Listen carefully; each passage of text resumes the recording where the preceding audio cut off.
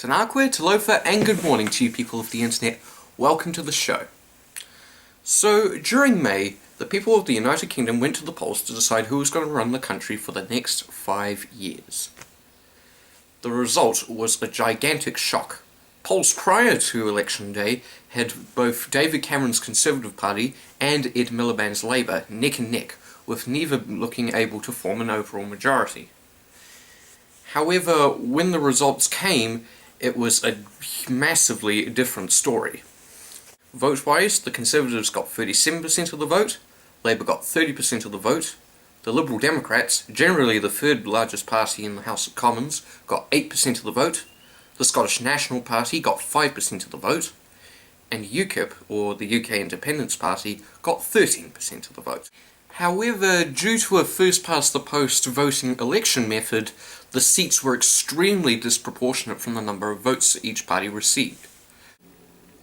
The Conservatives got 330 seats, 4 more than they needed for an overall majority of just 1.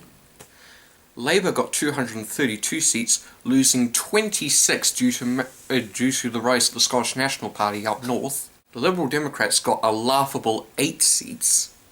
The Scottish National Party got a whopping 56 seats, only just failing to take 2 marginal seats in Scotland from both the Liberal Democrats and the Conservatives. And UKIP, despite getting 13% of the vote, only managed to snag 1 seat.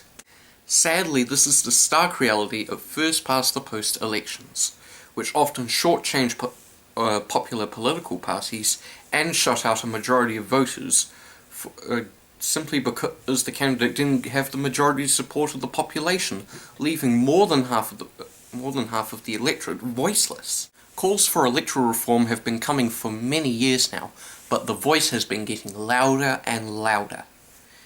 And while I'm glad that first-past-the-post managed to keep the UKIP from getting a number of 70 seats in the House of Commons, it is simply not a fair system to elect your representatives. Of course, electoral reform is desperately needed here, but the question is, what system should they adopt instead? Many have been calling for a change to the alternative vote, with all but one of the deputy leadership candidates for UK Labour voicing support for a change to AV. However, it doesn't really seem to be the best system for Britain.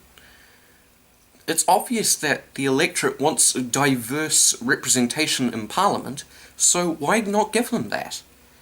Is the alternative vote system really going to do that? Why not adopt a more proportional system like MMP? Well, this video is going to be a discussion about this. I'm going to be comparing both the alternative vote systems and the MMP system, trying to decide the advantages and the disadvantages of both. I won't have a lot of detail describing the systems, it's simply going to be a brief overview of each, but if you want some more details on how both systems work, down below you can find links to CGP Grey, who does many videos on different electoral systems. He has videos on both MMP and on the alternative vote. Let's start with AV. The alternative vote, also known as instant runoff voting, is a system used by Australia, by Papua New Guinea, by India, and it's even used here in some of our local elections in some of the cities like Dunedin and Christchurch. It's also used by many left-wing political parties. New Zealand Labour, British Labour, the Canadian Liberal Party, and even the Canadian New Democratic Party uses the system to elect the party leader.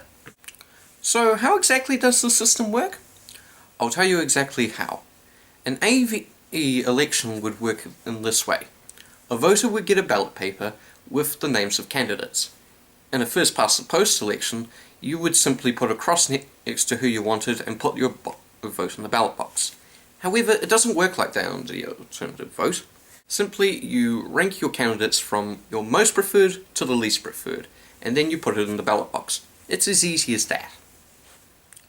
So, once all the votes have been cast and all the polls have closed, here's how the counting goes. After the first count, if the votes haven't tallied up to 50% for one of the candidates, the one who received the least votes is eliminated from the race, and their second preferences get their votes. This keeps on going until either one candidate gets 50% of the vote, or two, there is only one candidate left. This keeps on going across every single electorate until one of the parties crosses the post they need for an overall majority. The system doesn't seem all too bad.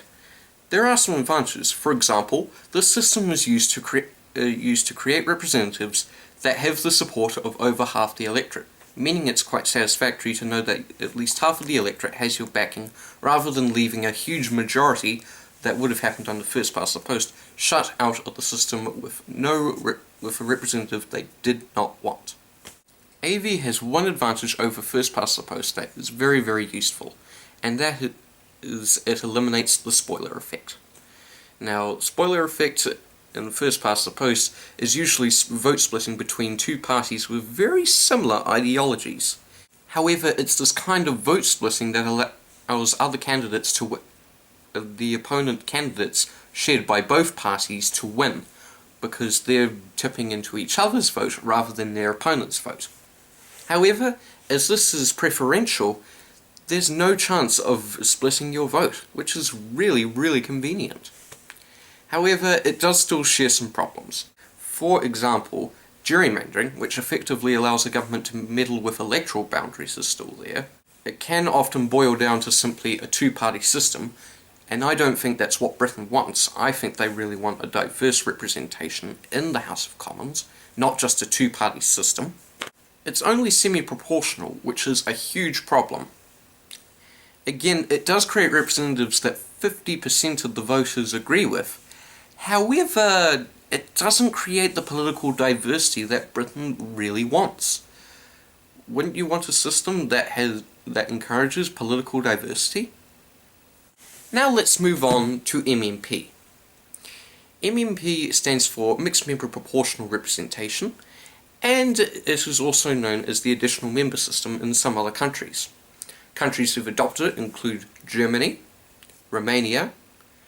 A form of it is used in the London Assembly, the Scotland Assembly, the Welsh Assembly, and the Northern Ireland Assembly, and New Zealand started using the system in 1996 after a referendum called for the abolishing of the first past the post election method, which had seen many unpopular governments retain power despite losing the popular vote. It's also thought that Canada could adopt the system if the New Democratic Party wins in October later this year. An MMP election works as follows. A voter goes to the polling station on election day and gets a ballot paper. On one part of the ballot paper you have your candidates. It's the same as first past the post. You put a tick next to your most preferred, and the candidate with the most votes wins. Of course, with this, it's no better. However, you get an extra vote under MMP, and with the extra vote, you select your preferred political party. Once that's done, you plop it in the ballot box, and once the polls close, they start counting up. So of course, candidate with the most votes wins for the electorate. However, the second vote, the party vote, is what's the most essential part of this election method. Once the electorates have decided their representatives, the counters then examine the share of the vote. Once they examine the share of the vote, the extra seats left in Parliament are decided by filling them up until they represent the voters' preferences. I'll use one of my country's latest political polls as an example.